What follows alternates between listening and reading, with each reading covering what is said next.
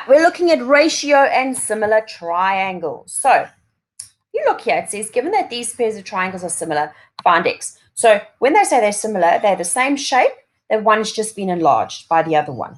So we have to find x. So the first thing we do is we find the corresponding sides. Now, important to note that these are set out exactly the same.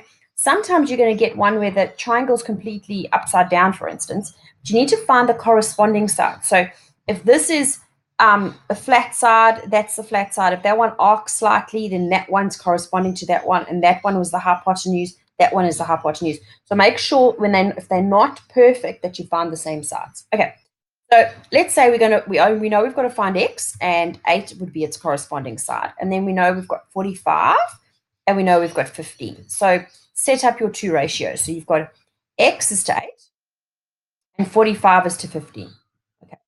You look at it and you say, well, what did I do to the 15 to get 45? You times it by 3.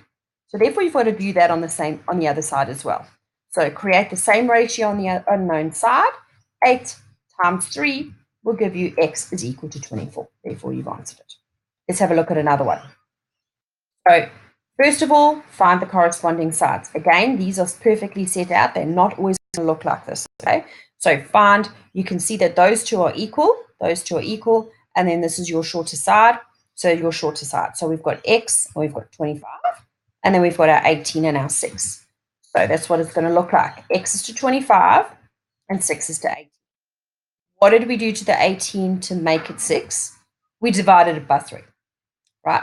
So what do we do to set up ratios, create the same ratio on the unknown side? 25 divided by 3 is not going to give you a perfect answer. It's going to give you x is equal to 8 with 3 recurring. That's one you can use. All right, I want you to go ahead and try for me.